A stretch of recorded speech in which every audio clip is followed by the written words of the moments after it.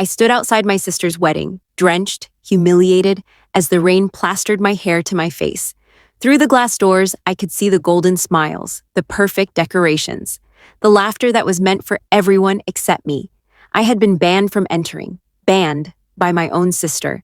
Every laugh that slipped out made my chest tighten. Each clinking glass reminded me that I wasn't part of this day, not officially, not even as a family. Then, the door cracked open. Omar, her groom, appeared in the frame, hesitation in his eyes. Before I could speak, he pressed a letter into my hand, soaked just like me, and whispered, "Read this before she walks in." My fingers shook, the paper trembling against the rain, but I didn't dare open it yet. Something told me this letter wasn't just words on paper. It was a ticking bomb, and I had seconds to decide if I wanted to light the fuse.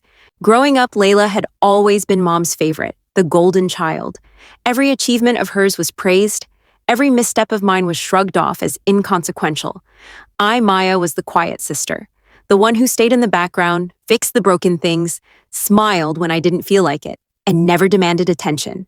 I had thought my loyalty and hard work earned respect. I had been wrong. I hugged my coat tighter, shivering not from the cold, but from the humiliation. I had sensed cracks in our relationship for months, whispers behind closed doors, subtle exclusions, but nothing prepared me for this. To be publicly denied entry into my sister's wedding, a day meant for family, was a betrayal that cut deeper than any argument ever could.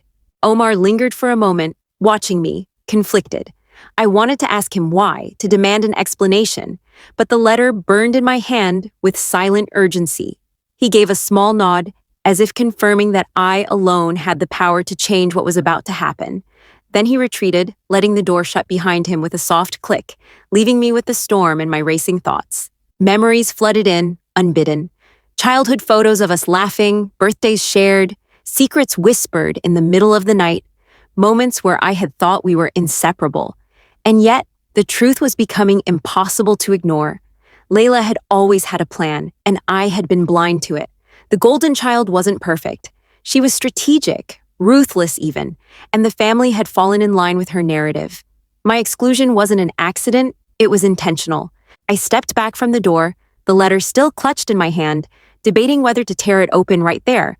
Part of me wanted to throw it into the puddles at my feet, to destroy the proof of her betrayal, to erase the humiliation.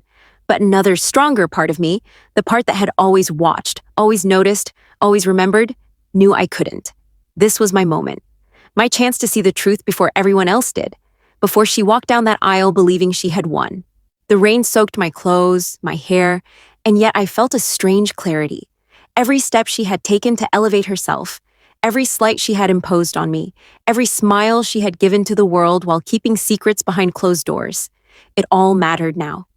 This letter, Omar's intervention, it was my leverage, my chance to hold the scales straight, if I dared. As I unfolded the letter, my eyes scanned the first line, and the words hit me like a punch I hadn't expected. The handwriting was familiar, deliberate, and the message was explosive. It hinted at truths I had only suspected in whispers, names I hadn't dared speak aloud, and a betrayal so deep it threatened to unravel everything. The room behind the glass continued to celebrate, unaware that a silent storm had just entered their perfect wedding. I felt my pulse quicken. The rain continued to fall, soaking my coat, my hair, and my resolve, but I no longer cared. This was no longer about being excluded. It was about reclaiming my power, about watching the truth unfold while everyone else remained blind. I tucked the letter close, feeling the weight of it, the potential it carried. Every laugh behind that glass, every flicker of candlelight, every whispered congratulations, it was all about to be interrupted. I took a deep breath, steadying myself. Outside, the rain fell relentless and cold, but inside me, a fire was igniting. I was done being the sideline sister, the one who stood in the shadows. I had the letter, I had the chance, and I was ready to step back into the storm, into their world, and change everything. Before she even walked in, I tucked the letter into my coat pocket, feeling its edges damp but unyielding, a weight that grounded me in purpose. Each laugh, each clinking glass inside, felt sharper now, like knives carving into my awareness. I knew I couldn't just stand here. I needed to observe, to understand, to uncover every thread of the betrayal that had been meticulously woven around me. I circled the venue, staying under the shadows of the overhangs, keeping my eyes on the grand doors that separated me from the celebration. Through a partially frosted window, I saw Layla adjusting her dress with a practiced smile, her bridesmaids fawning over her. Nothing appeared out of the ordinary, yet I knew better. Years of reading between lines, noticing subtle glances, and understanding hidden motives had taught me that perfection was often the cover for deception. Then I noticed him, Omar, moving silently, seemingly conflicted. His eyes met mine briefly, a flicker of apology or warning that I couldn't decipher. He had given me the letter, yes, but I could sense the hesitation behind it. He was stepping into a dangerous game, and so was I. Every step I took outside, pacing in the rain, I felt the gears of strategy turning in my mind. I would not let them think I was powerless, not anymore. As I leaned against a pillar, I replayed snippets of conversations from the past weeks. Layla had called me dramatic for questioning her decisions, dismissed my concerns as irrelevant, and yet her actions spoke louder than words. The exclusion from this wedding wasn't spontaneous, it had been plotted. And now with this letter in my possession, I held the first real clue to the extent of her plan. I didn't yet understand all of it, but I knew enough to start piecing it together.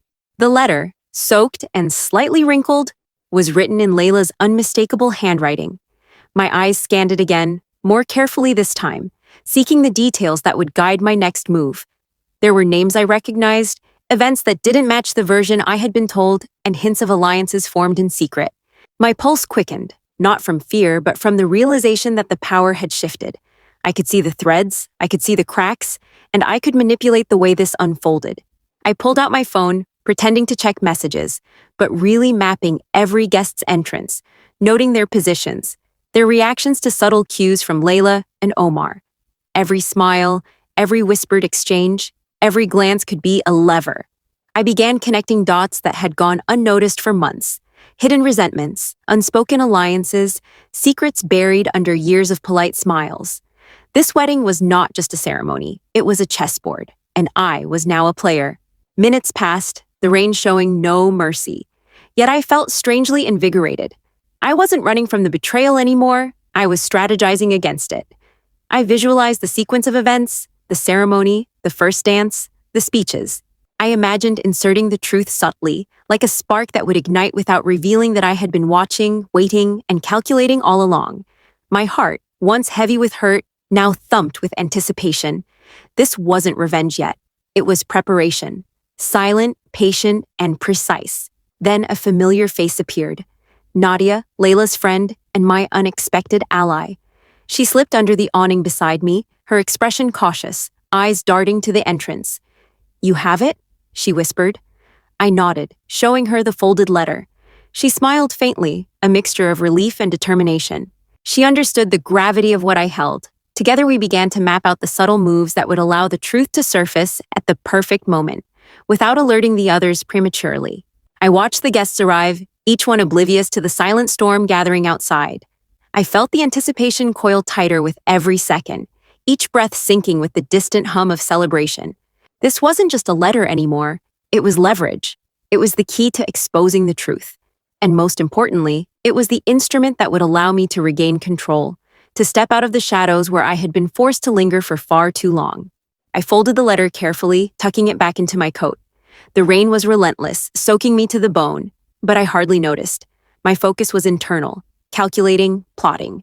The silent plan was forming in my mind. Observe, wait, act. Timing would be everything. The audience inside had no idea that the tide was about to turn, that the sister they assumed was powerless was now fully aware, fully prepared, and ready to reclaim her position. As I stepped back into the shadows, Nadia whispering reassurances at my side, I allowed a small, triumphant smile to cross my face. The storm outside mirrored the storm inside me. And soon, before Layla even took her first step down the aisle, the world as she knew it would begin to fracture, and I would be at the center orchestrating every move. The doors opened, and guests began to shuffle in, unaware of the storm that had been silently building outside. I followed the sequence in my mind. Speeches, first dance, applause, and the perfect moment to reveal the truth. Every step I took was deliberate, measured. I could hear the faint murmur of the ceremony from inside, the polite laughter, the clinking of champagne glasses. To them, everything was perfect. But I knew it was fragile, a veneer that could crack with a single touch. I stepped through the threshold, rainwater dripping from my coat, and entered the lobby. All eyes momentarily turned to me. Gasps followed. Layla froze mid-step, her smile faltering, as she noticed the letter peeking from my hand. Omar gave me a subtle nod from across the room, acknowledging the timing. My pulse was steady. Years of being underestimated had led to this single, decisive moment. I moved to the center of the room, letting the murmurs settle into a tense silence. I have something that everyone here needs to see, I announced, my voice calm but carrying the weight of authority. Hands tightened around champagne glasses. Whispers rippled across the guests. Layla's face paled, her composure cracking for the first time.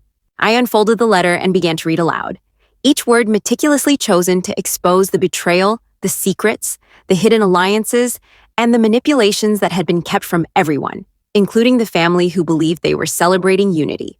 The room shifted as the guests processed each revelation. Eyes widened. Shocked murmurs grew louder. Faces turned from laughter to disbelief.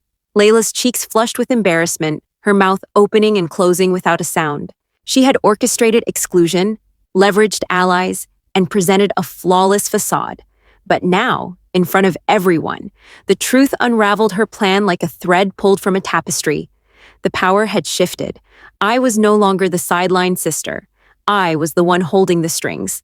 Nadia appeared quietly at my side, a steady presence, confirming that the audience understood the gravity of the revelations. The parents, once pillars of authority, now fumbled, torn between outrage and disbelief. The golden child's moment of triumph was gone, replaced by the weight of exposure. The truth had a voice now, and it spoke through me. Layla's protest came too late, drowned out by gasps, whispers, and the rising tide of judgment from those who had been deceived. Every word she tried to offer was met with skepticism, because the evidence, the meticulous documentation, the letter, the subtle proofs of collusion, was irrefutable. The perfect image she had curated for years crumbled in the space of a few minutes. And then, just as the tension peaked, I delivered the final line, the one that would cement the shift in power. You thought I would stay silent. You thought I would accept being erased, but I have seen everything, I have kept the record, and now everyone knows the truth. A silence fell, heavy and complete, as eyes turned to Layla. She realized too late that the narrative had flipped entirely, that the sister she had dismissed was now the one commanding the room. I folded the letter and held it close, a symbol of the reclaimed authority, of the clever patience that had led to this moment. The guests, once spectators to a perfect wedding, now bore witness to the unraveling of secrets that had been kept for too long. And in that silence, in that stunned pause, I allowed myself a small, triumphant smile. The storm outside had mirrored the storm inside me, and now both had passed, leaving clarity and consequence in their wake. Omar approached, offering a quiet word of acknowledgement. "You did what needed to be done," he murmured. I nodded, understanding that the true victory was not humiliation, but control. Every betrayal had been acknowledged, every slight countered, and every power imbalance corrected. The golden child had been dethroned, not with anger or rage, but with calculated truth and patience. As I stepped back, letting the room absorb the aftermath, I realized the final lesson of the night. Silence and observation had been my greatest allies. Waiting, watching, and acting at precisely the right moment had turned humiliation into empowerment. Layla's plans had failed not because she was careless, but because I had anticipated every move, held every detail, and seized the moment that mattered most. The wedding continued, but the energy had shifted irreversibly. I was no longer the sideline sister, the one dismissed and ignored. I had been underestimated, yes, but now I held the narrative, the leverage, and the quiet satisfaction of having the last word. The room would remember this night, and so would I. Every betrayal had been met with consequence, every secret laid bare, and every misjudged assumption corrected. Power, patience, and precision had won the day.